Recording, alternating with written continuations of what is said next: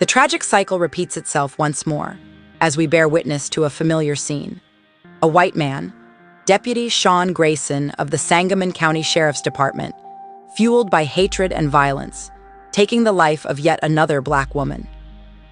This time, it is Sonya Massey who falls victim to his prejudice and bigotry. As he raises his arm adorned with symbols of oppression and hate, including grotesque Totenkopf tattoos that proudly display his allegiance to white supremacy, we are reminded of the harsh reality that still surrounds us. Totenkopf, translated to death's head or skull, was once used as a symbol by the Nazi regime and became synonymous with the Schutzstaffel, SS, and their horrific actions during the Holocaust. Despite this dark history, the symbol has been resurrected by neo-Nazis and other white supremacists, continuing its legacy of bloodshed and inhumanity. Sadly, this symbol is not uncommon among those who hide behind their badges in law enforcement, like Deputy Sean Grayson, the race soldier disguised as a sheriff's deputy who is now facing murder charges for taking Sonya Massey's life. His partner also had a tattoo associated with white supremacist groups, a Viking calendar often adopted by Nazis. It's all just another manifestation of white supremacy within our society. But what many may have missed while watching the body cam footage of these officers entering Massey's home were their blatant displays of hate through their tattoos. While one had a Viking calendar, Deputy Sean Grayson proudly displayed Totenkopf skulls on his arm, a clear association with neo-Nazis. In their twisted world, targeting and harming innocent, unarmed black individuals is seen as an initiation into their ranks. And unfortunately, this mentality is not only prevalent, but protected within law enforcement due to its deep-seated systemic racism. The double standard runs deep in this country. When a black person dares to speak out against racism and discrimination, their words are twisted and labeled as hate speech, met with swift and harsh punishment. Yet, when it comes to the escalating violence towards Asian people, even the most minor altercation is deemed a hate crime. Meanwhile, black people are left to fend for themselves as targets of white supremacy, with their attackers often being hailed as heroes within their own racist circles. Take the recent murder of Sonya Massey, for example. Her brutal killing was celebrated by white supremacists as a rite of passage, a way to climb the ranks within their sick ideology. These race soldiers commit these atrocities with the knowledge that they will likely not face consequences from their fellow officers, who are also deeply ingrained in these white supremacist beliefs. Our tax dollars continue to fund these murderous gangs disguised as law enforcement, while innocent black lives are taken without consequence. But make no mistake, these killers do not act alone. They strategically plan and execute their attacks, knowing exactly where and when to strike without drawing attention from other units or authorities. This is because they have infiltrated law enforcement at every level, turning those sworn to protect us into accomplices in our own deaths. It's a horrifying truth that we cannot ignore any longer. We must demand change before more innocent lives are lost at the hands of those tasked with keeping us safe. This is America's legacy, a country built on white supremacy and maintained by law enforcement embedded with its destructive ideologies. Until we acknowledge and dismantle these foundations, we can only expect more bloodshed and injustice. But the time for playing with this reality is over. We must take action now before it's too late. Welcome to No Tears for Black Girls. Sonya Massey, a 36-year-old black woman from Springfield, Illinois, was in fear for her life when she did what society has taught her to do: call the police. In the early hours of July 6, 2024, Massey, an unarmed mother and paranoid schizophrenic, called 911 to report a potential intruder near her home. Two sheriff's deputies responded to the call at around 12:50 a.m., and what happened next can only be described as chaotic and violent. According to court documents, Massey was calm but unwell when the two deputies, one of them being Sean Grayson an ex-Army veteran with a history of changing law enforcement jobs, arrived at her doorstep. However, things quickly took a turn for the worst once they entered her home. Massey's daughter, who witnessed the events unfold, revealed that Grayson aggressively confronted her mother while she was boiling water in the kitchen. Despite knowing about Massey's condition, Grayson proceeded to scream and brandish his firearm, threatening to shoot her in the face. In a body camera video released to the public, Grayson can be heard shouting profanities and making derogatory remarks towards Massey as she attempted to seek cover. Eventually, he shot her point blank in the face while she had her hands up and surrendered. The father of Sonya Massey speaks out after viewing the disturbing body cam footage of his daughter's fatal encounter with a sheriff's deputy. He describes the footage as horrible and heart-wrenching, but also acknowledges that without it, they may have never known what truly happened to her. The family was under the impression that Sonya had been killed by an intruder, but the footage revealed that it was a police shooting. In the video, we see two deputies arriving at Sonya's home, only to be met with her telling them she rebukes them in the name of Jesus. What happens next is shocking. One of the deputies threatens her and then fatally shoots her after she attempts to remove a pot from the stove. When asked about her words, "I rebuke you in the name of Jesus," her father believes she feared for her life and had some sort of premonition. This tragedy has left behind two children and a grieving family who are struggling day by day. After the footage was released, President Joe Biden condemned Sonya's killing and applauded the decision to charge the deputy with murder. Against a backdrop of racial injustice and police brutality, Sonya's tragic death at the hands of an officer has sparked outrage and calls for change. In a statement, President Biden expressed his condolences and urged Congress to pass the George Floyd Justice in Policing Act. The family's lawyer, Ben Crump, pledged to fight for justice as they navigate through a flawed justice system.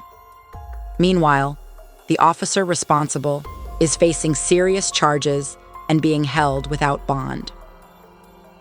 As the case unfolds, let us remember Sonya and all those who have lost their lives due to systemic racism and demand accountability for those in positions of power.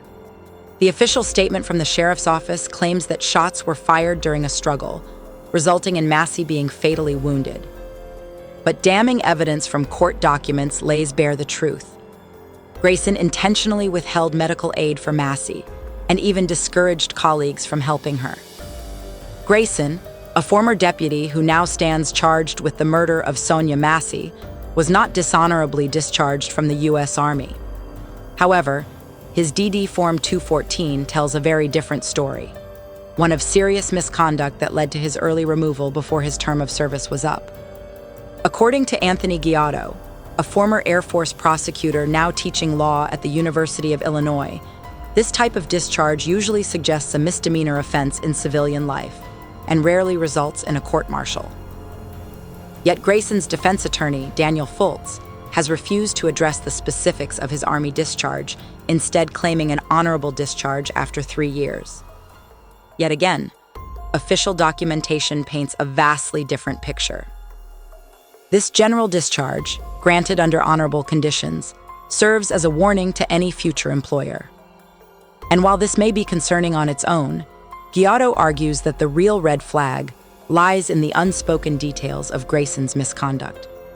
The Kansas Bureau of Investigation confirms that Grayson has no prior convictions in the state where he served and was discharged from the Army. However, their records fail to reflect the troubling actions that ultimately led to Massey's tragic death, casting doubt on Grayson's true intentions. After being indicted by a grand jury for first-degree murder, Grayson was subsequently removed from his position at the Sangamon County Sheriff's Office. Despite pleas from Massey's father for justice and reform, Grayson was denied pretrial release on bond. Unfortunately, this is yet another harrowing example of police brutality and systemic flaws within our justice system. It serves as a damning reminder that Black lives continue to be undervalued and endangered by those sworn to protect them. We must demand accountability and tangible reforms from those in positions of power, for the sake of all victims like Sonya Massey, who deserve to live without fear of violence or injustice. Recent revelations have uncovered that prior to joining law enforcement, Sean Grayson was discharged from the Army for serious misconduct. Military records reveal that he served as a wheeled vehicle mechanic at Fort Riley until 2016, when he was let go for a serious offense. While specific details are restricted under Department of Defense policies, it can be assumed that Grayson's actions were equivalent to a civilian offense, punishable by at least 1 year of imprisonment. This raises questions about whether Grayson has a history of arrests or charges that were later dropped, sent to diversion programs, or resulted in no conviction. The lack of transparency only adds to the growing concerns surrounding Massey's tragic death and the urgent need for accountability within our justice system. The connections between law enforcement and former serviceman Sean Grayson were discovered by Invisible Institute, Illinois Public Media, and the Investigative Reporting Workshop after extensive investigations. These agencies contacted local authorities near Fort Riley, where Grayson served, in an attempt to uncover any past interactions with him.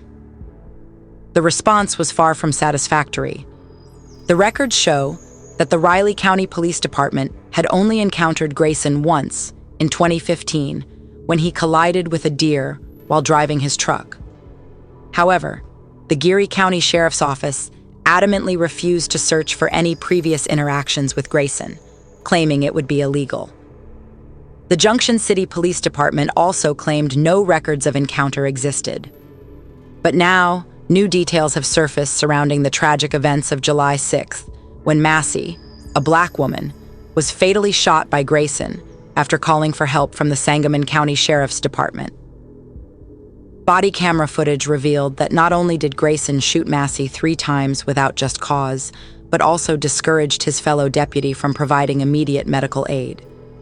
In response to this blatant abuse of power, both President Joe Biden and Vice President Kamala Harris have called for further police reform. Meanwhile, Grayson has been charged with first-degree murder, aggravated battery with a firearm, and official misconduct, and is currently being held without bail at Menard County Jail. Following his arrest, former Deputy Sean Grayson was fired by Sangamon County Sheriff's Office. In a statement released by Sheriff Jack Campbell, it was made clear that Grayson's actions do not align with the values or training of their department. Sonya Massey's life was unjustly taken due to an irresponsible decision by former Deputy Sean Grayson, wrote Campbell. It has also been revealed that there were alternative options available to Grayson, which he failed to utilize before resorting to deadly force. Furthermore, it has been confirmed that Grayson's discharge from the military was not honorable, despite initial reports claiming otherwise.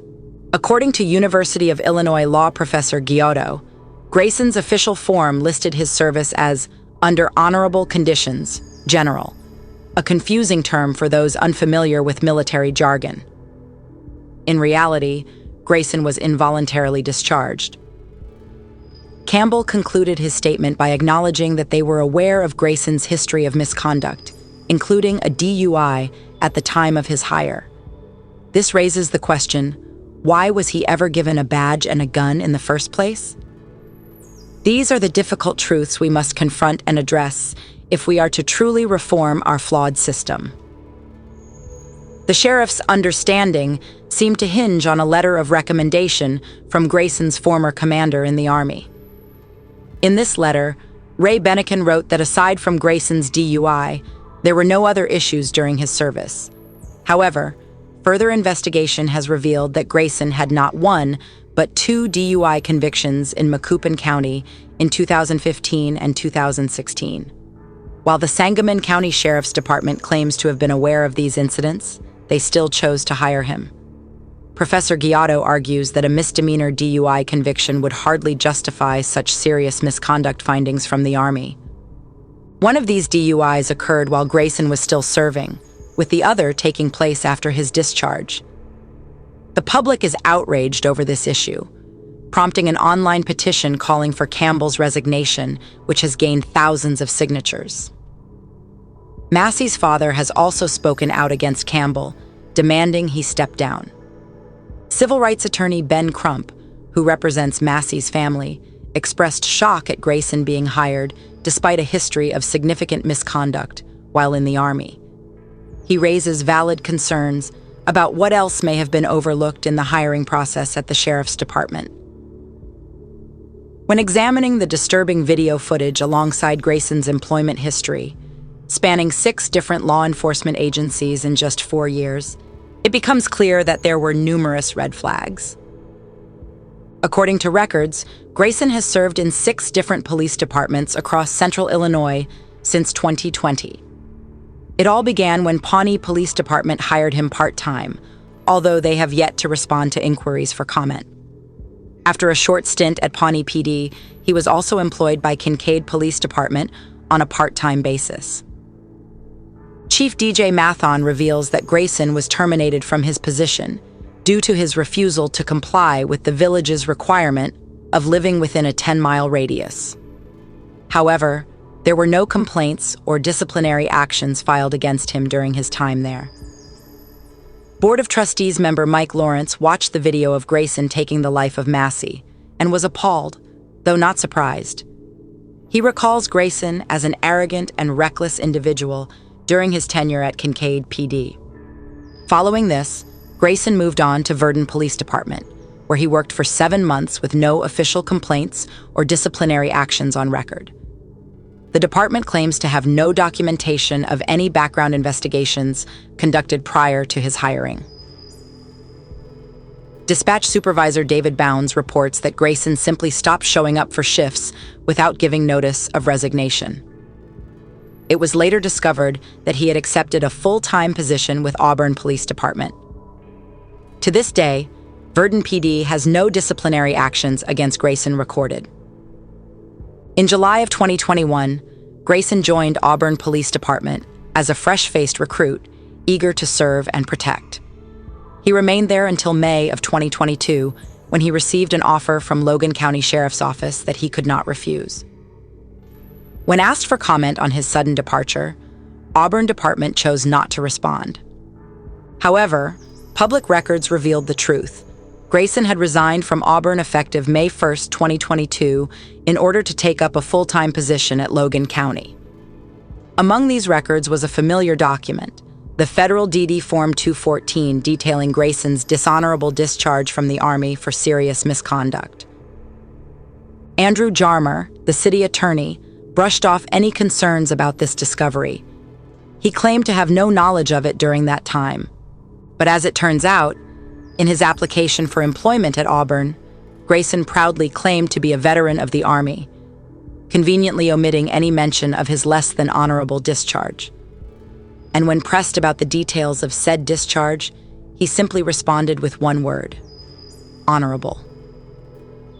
After his short stint at Auburn, Grayson went on to work for Logan County and eventually landed a position as a deputy at Sangamon County in May 2023. The Logan County Sheriff's Office also remained tight-lipped when faced with inquiries and requests under the Freedom of Information Act. Retired Police Sergeant Giotto expressed deep concern over these revelations, stating that any responsible department would think twice before hiring someone who had been discharged from the military for serious misconduct. And yet, somehow, Grayson was able to continue his career in law enforcement without facing any consequences or repercussions. A blatant reflection of our flawed system and its skewed priorities. Thank you for tuning in to No Tears for Black Girls. This series is skillfully crafted by acclaimed writer and producer John Reedberg with the guidance of unapologetic host Samantha Paul. Catch new episodes every Tuesday and Thursday on all major podcast platforms. You can listen anywhere, anytime. And if you truly enjoy our content, please leave a 5-star rating and positive review. Remember to stay loved, stay blessed, and stay safe.